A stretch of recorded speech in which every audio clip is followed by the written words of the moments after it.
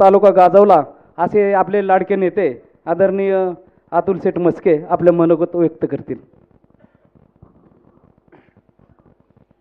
जिल्हा परिषद पंचायत समिती निवडणूकच्या निमित्ताने आज आपण वाल्याच्या ग्रामदैवत भैरवनाथाच्या मंदिरामध्ये आपल्या निरा कोळविरे गटाचा प्रचाराचा शुभारंभ करण्यासाठी या ठिकाणी जमलो आहोत.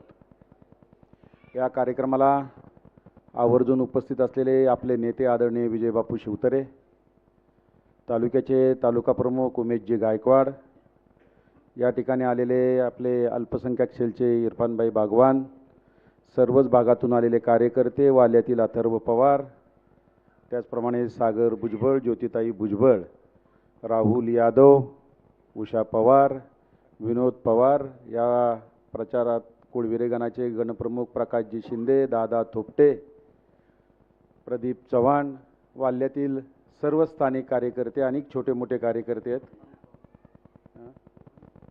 हां, अनेक पवार उपसरपंच आपले कुठे दिसत नाही, कुठे? अरे मागेच आहे बापूंच्या. सर्वच उपस्थित कार्यकर्ते. माझा आज हाफ डे गेट पास घेऊन आलाय, घेतलाय का? सुट्टी आहे? नाही, मला वाटलं मादानी गेट पास घेतला काय. सर हां, सरपंचांचं नाव घेतो. मादा आले, सरपंच आल्यात.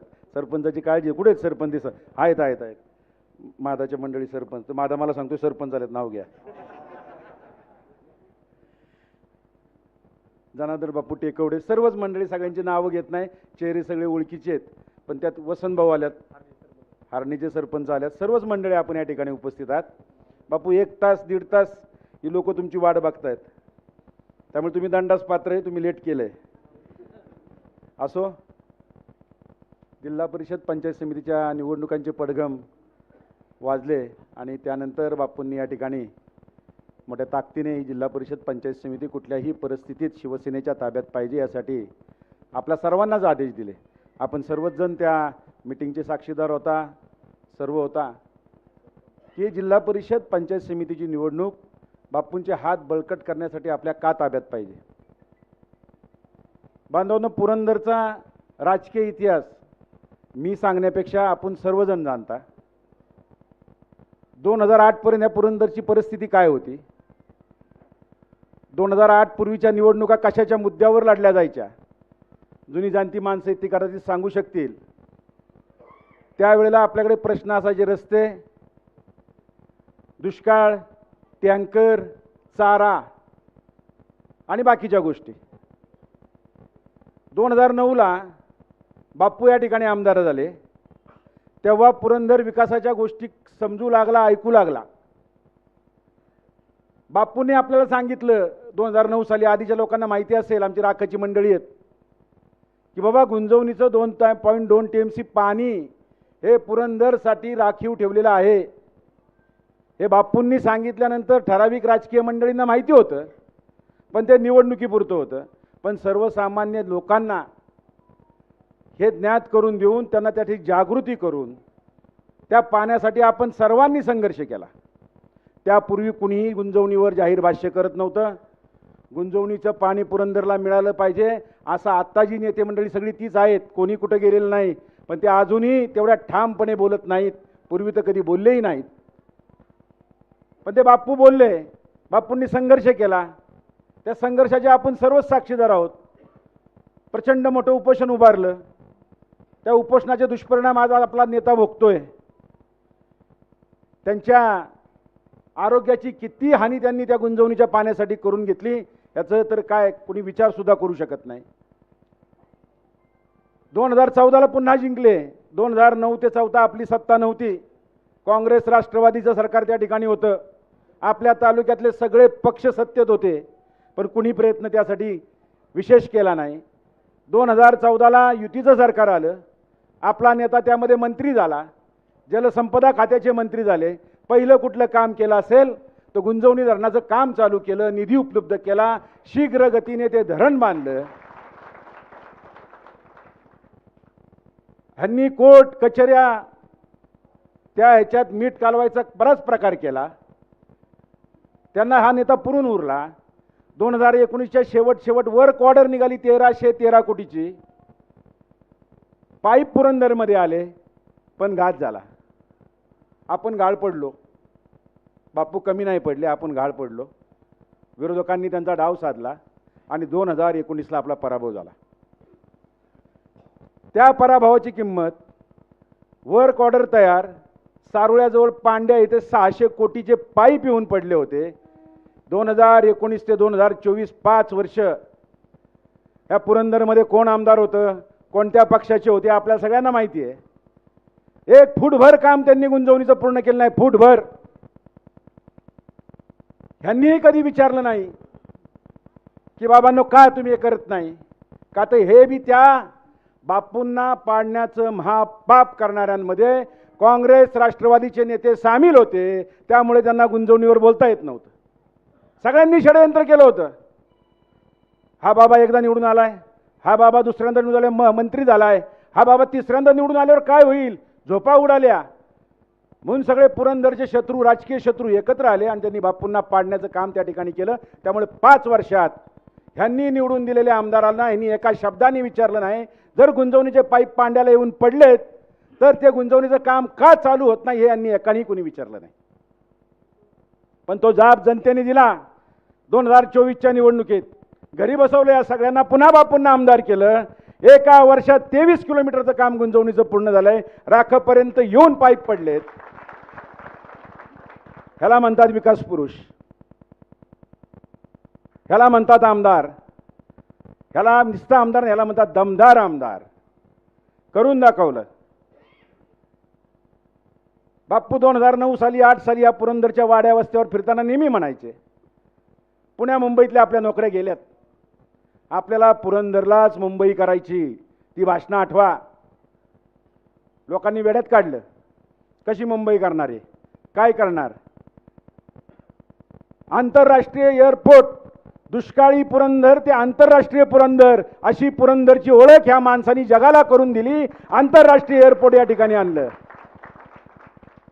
मागच्या 5 वर्षाच्या काळात ते एअरपोर्ट बी बारामतीला पळून न्यायचा घाट झाला. एकही नेता बोलला नाही. एकही नेता त्याच्याविषयी. पाणी तर पळवलंच 20-22 वर्ष. आपल्याला जी संधी मिळाली होती, त्या पुरंदर जगाच्या नकाशावर पोचला होता. ते विमानतळ सुद्धा चोरून नेण्याचा प्रयत्न यांनी केला. कुणी बोलायला तयार नाही. मला आठवतं बापूंनी पवार साहेबांना एक पत्र लिहिलं होतं. ते पत्र मी वाचलं होतं. त्या पत्रामध्ये बापू पवार साहेबांना म्हणाले होते, पवार साहेब, ह्या पुरंदरनेही तुम्हाला बारामती एवढं प्रेम दिले, भरभरून मतं दिलेत, तुमचे आमदार दिलेत, तुम्हाला राज्याच्या केंद्राच्या सत्तास्थानी बसवलंय आणि माझा पुरंदर सुधारण्याची, माझ्या पुरंदरच्या लोकांचं आर्थिक जीवनमान उंचवण्याची ही एअरपोर्ट म्हणजे शेवटची संधी आहे. ही संधी जर तुम्ही आमच्यातनं हिसकावून घेत असाल, त्या पुरंदरच्या 1 लाख लोकांना घेऊन मी तुमच्या बारामतीच्या घरासमोर उपोषणाला बसेल. पुरंदरचं एअरपोर्ट मी बारामतीला जाऊन देणार नाही. हे विरोधात असताना सुद्धा, आमदार नसताना सुद्धा त्या पवारांना निरीक्षण सांगितलं होतं. हे तुम्हाला सांगायचं कारण काय, आत्ताच्या या निवडणुका काय प्रचार करणार होय बापूंच्या विरोधात. गुंजवणी पूर्ण केलं, काम चालू आहे. एअरपोर्टचं 3000 एकराला शेतकऱ्यांनी संमती देऊन टाकली. हा पंढरपूर नॅशनल हायवे बाप्पू आमदार झाल्यावर पूर्ण झाला. IT पार्क येतंय, लॉजिस्टिक पार्क येतंय. चारा छावणी ते सोडून आता लॉजिस्टिक पार्क, IT पार्क ह्या मुद्द्यावर पुरंदर बोलायला लागला. नवीन नवीन विकासाच्या संधी पुरंदरमध्ये चालून यायला लागल्या. मग तुम्ही बापूंच्या उमेदवारांच्या विरोधात आणि बापूंच्या विरोधात प्रचार काय करणार आहात एकदा स्पष्ट करा. हे जर आमच्या बापूंनी शिवसेनेने पुरंदरला दिलंय, गेल्या 40 वर्षाच्या सत्तेमध्ये तुम्ही एक प्रकल्प दाखवा की जो या सत्ताधाऱ्यांनी पुरंदरला दिलाय. भारतीय जनता पक्षावर आपणही काम केलं. दरवेळेला आपण त्यांचं प्रामाणिकपणे काम केलं 99 सालापासून. पण आता भारतीय जनता पक्षाचा नारा होता काँग्रेस मुक्त भारत. काय म्हणायचे ते, काँग्रेस मुक्त भारत करायचा आहे. काँग्रेस युक्त भाजप करून टाकला. काँग्रेस युक्त भाजप. सगळे काँग्रेसचे नेते आले पक्षात, घाल गमचा की झाला भाजपचा. जो भाजपचा सच्चा कार्यकर्ता आहे ना, त्याची आज अवस्था काय वाल्ह्यातील जनतेला माहिती आहे, सासवडच्या लोकांना माहिती आहे. हे भाजपमध्ये आले, हे घोषणा देऊ लागले हे मोदी साहेबांवर भरभरून बोलू लागले बापू. मोदी साहेबांवर की ज्या भारतीय जनता पक्षाला इथल्या शिवसेनेच्या कार्यकर्त्यांनी एक मी बघतो, मी 99 सालापासून प्रचार करतोय.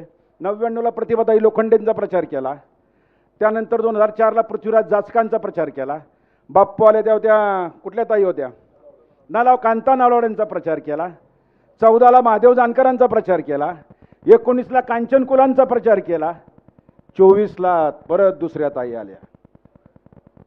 आपल्याला आदेश दिला बापूंना, त्यावेळेला बापू तर 100% खासदार झाले असते हो. आपल्याला आदेश दिला नाही घड्याळाचं काम करा, केलं घड्याळाचं काम, नाही गाववाल्यांनी स्वीकारलं, सगळ्या तालुक्यात मागं पडलं. म्हणलं बापू लोकांना हे आवडलेलं नाही. ठीक आहे आपण केलं. एक आशा होती की बाबा विधानसभा निवडणुका जवळ आहेत, कदाचित आपण आता घड्याळाचं काम केलं तर विधानसभेला हे मदत करतील. कशाचं काय मदत, काही मदत नाही, ह्यांचाच उमेदवार उभा परत घड्याळावर आपल्या विरोधात. म्हणजे ह्यांचं मत पुरंदरविषयी बापूंविषयी चांगलं नाही. म्हणून बांधवांनो, ही जिल्हा परिषद आणि पंचायत समिती निवडणूक बापूंनी केलेल्या कामाची पावती म्हणून बापूंना आपल्याला त्या ठिकाणी द्यायची. उमेदवारांवर बोला, विकासावर बोला, चर्चा करा, खुली चर्चा करा. आता मी अंबाजीच्या वाडीत होतो बापू, कार्यकर्ते असतील, विनोद होता, सुधाकर होता. बापूंनी तो रस्ता केला. स्वातंत्र्यानंतर त्या रस्त्याने डांबरच बघितलं नव्हतं. बापू मंत्री झाला तो डांबरी रस्ता केला बापूंनी, ह्या मुकादमवाडीपासून ते डायरेक्ट बाळाजीच्या वाडीपर्यंत. ती लोक कबूल करतायत, लोक आम्ही डांबरच बघितलं नव्हतं कधी. ही अवस्था या वाल्याची केली होती. म्हणून बांधवांनो, वैयक्तिक टीका टिप्पणी कोणावर करणार नाही, त्यांनी केली तर सोडणार पण नाही. ते ज्या मर्यादेपर्यंत जाऊ शकतात त्याच्या पुढे बी जाऊ शकतो. विकासावर बोला, आमच्याशी भांडा, आम्ही विकासाने उत्तर देऊ. बापूंवर बोला, आम्ही तुमच्या नेत्यांना सोडणार नाही, अजिबात सोडणार नाही. माझं तर तोंड लय चालतं, मग काय विचारू नका त्याला. म्हणून बांधवांना बापूंनी जे उमेदवार दिले, संपूर्ण तालुक्यामध्ये अतिशय सक्षमपणे शिवसेना ही निवडणूक लढतीये. गेल्या मागच्या पंचवार्षिकचा कार्यकाळ आपण बघितलाय. शिवसेनेचा पहिला सभापती म्हणून मी काम केलंय. आदरणीय शालिनीताई पवार होत्या, या ठिकाणी माने सर होते. त्या 5 वर्षात जो कोणी माणूस पुरंदरचा नागरिक म्हणून त्या पंचायत समितीच्या सभागृहात आला, ऑफिसात आला, त्याला न्याय द्यायचा प्रामाणिक पेत्र आम्ही केला आहे. म्हणून मला पूर्ण विश्वास आहे, मला विश्वास या नीरा कोळवेतील जनतेवर आहे. बापू इथले 3ही उमेदवार निवडून येणार आहे. मी आज भैरोबाच्या साक्षीने तुम्हाला सांगतो, खूप चांगलं वातावरण आहे. तरुण पेटून उठला आहे. त्यांचा फक्त आजच्या राजकारणात बापू पुरंदरमध्ये तरुणांना तुमचा चेहरा आश्वासक वाटतो, महिलांना तुमचा चेहरा आश्वासक वाटतो की हा माणूस बोलतो तेच करतो, म्हणून त्याच माणसाबरोबर आपण जायचं आहे. म्हणून मी आपल्या सर्व कार्यकर्त्यांना विनंती करतो, जोमानी कामाला लागा. विजय निश्चित असला तरी आपल्याला यांना असं पराभूत करायचं की परत हे बापूच्या नादी लागलीच नाहीत पाहिजेत.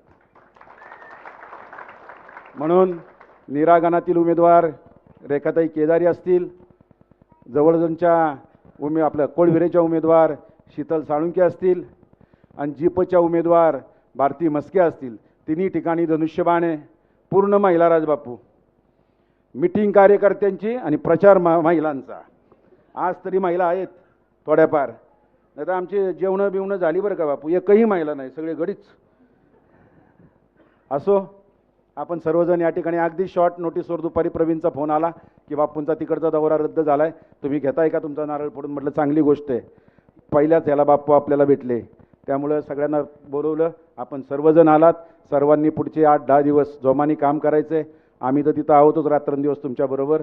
परंतु जे बापूंनी आवाहन केलं आहे, पुरंदर पंचायत समितीवर बापूच्या विचाराचाच सभापती बसला पाहिजे, हे निश्चित करायचे. आणि सर्वांनी येत्या 5 तारखेला धनुष्यबाणाच्या बटनासमोरचं बटन दाबून, धनुष्यबाणाच्या चिन्हासमोरचं बटन दाबून ह्या 3ही उमेदवारांना विजयी करायचे. ही या ठिकाणी मी आपणा सर्वांना विनंती करतो आणि या ठिकाणी थांबतो. धन्यवाद. जय हिंद, जय महाराष्ट्र.